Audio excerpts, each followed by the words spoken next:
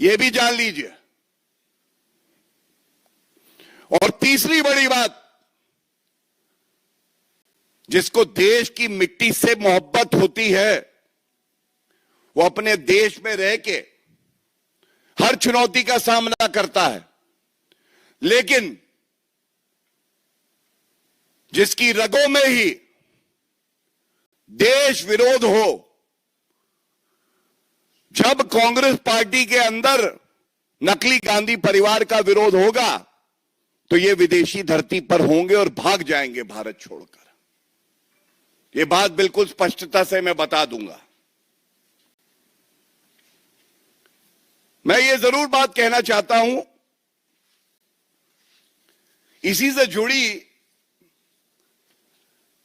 हम देख रहे हैं किस तरह से राहुल गांधी का भी एक आज एक्सपोस्ट आया और खड़गे जी का भी एक एक्सपोस्ट आया। वैश्विक चुनौती में चाहे सत्ताधारी पार्टी हो, चाहे कोई नेता हो विपक्षी पार्टी से हो, देश के साथ तो खड़े हो सकते हैं कि नहीं हो सकते। खड़गे जी जो बात कह रहे हैं, खड़गे जी ने आज बोला ये जो तेल की कीमतें बढ़ाई जा रही हैं और उन्होंने कुछ आंकड़े दिए। तो सबसे पहले तो आज राहुल गांधी और खड़गे जी को उत्तर देना चाहिए। राहुल गांधी जी, इस वैश्विक संकट में मैं आपको एक आंकड़ा देता हूं। महंगाई पूरे विश्व में बाकी देशों में कहां है और भारत कहां खड़ा है मजबूती से। मलेशिया में 56% महंगाई, पाकिस्तान भिखमंगा देश है, उसका नाम नहीं लूंगा, उससे कोई तुलना भी नहीं है भारत की। यूएई 52% महंगाई बढ़ी है, ये पिछले 80 दिन का आंकड़ा दे रहा हूं।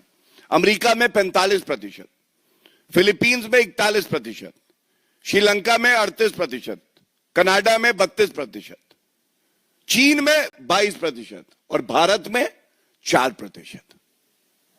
ये पहला जो आंकड़ा दिया है, पहला आंकड़ा राहुल गांधी, ये आपके लिए है, ये बताने के लिए हमारी भारत माता को कोसो मत, बहुत मजबूती से खड़े हैं। एंड विद और विदाउट यू, विद और without Rahul Gandhi, the nation will progress further. We have the might and the support of 1.4 billion Indians. दूसरा, तेल की कीमतों की बात कर रहे हैं तो मैं ये भी आंकड़ा देना चाहता हूं कि पिछले 80 दिनों में तेल की कीमतें बाकी देशों में कहां आ गई हैं।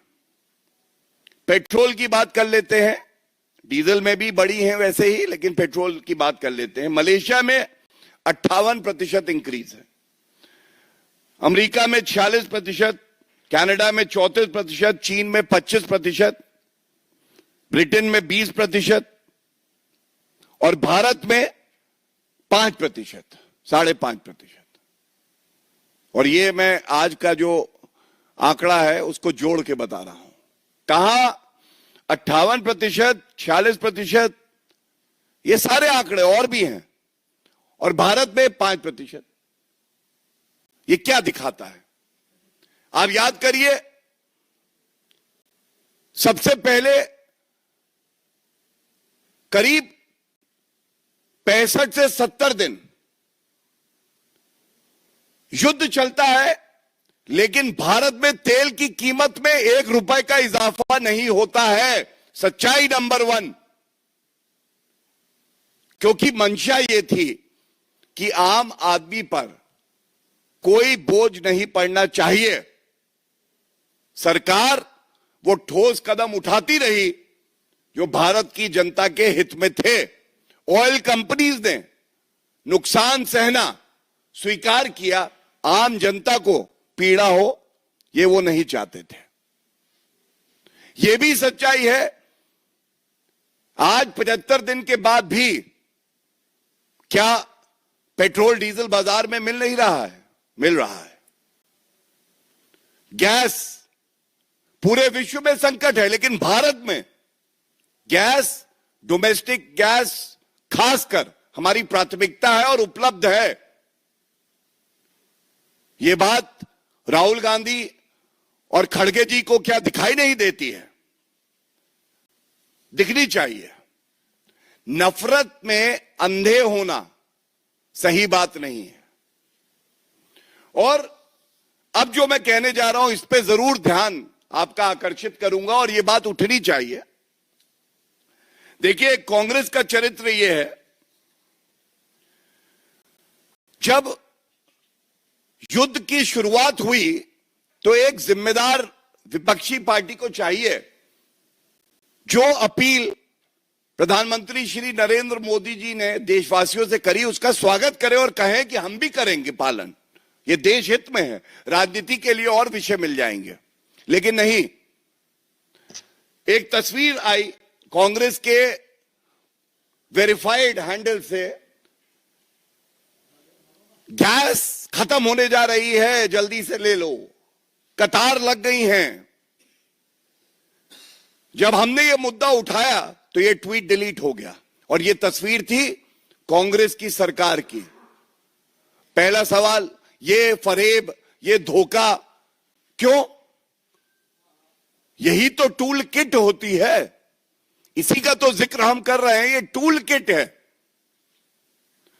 दूसरा, स्ट्रेट ऑफ हॉर्मुज,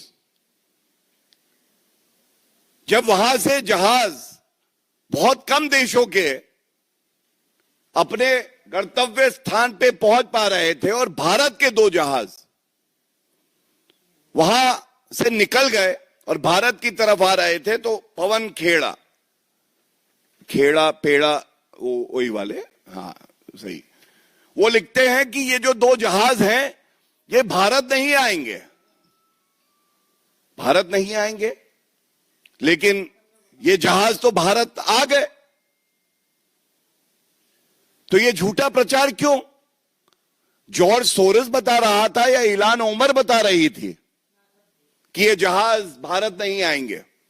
ये दूसरा झूठ, ये ट्वीट भी डिलीट कर दिया गया। लेकिन झूठ बोला क्यों गया? तो झूठ नंबर 1, झूठ नंबर 2 और तीसरा जो दुष्प्रचार किया जा रहा है, पिछले 4 महीने से हम देख रहे हैं भारत रूस से कच्चे तेल का आयात नहीं कर रहा, दबाव में है। तो डंके की चोट पे एक बात कहते हैं, ये नरेंद्र मोदी जी हैं, जो देश हित में होगा वही निर्णय लिया जाएगा और किसी के दबाव में हम काम नहीं करते हैं। और आंकड़े ये कहते हैं, एनडीए की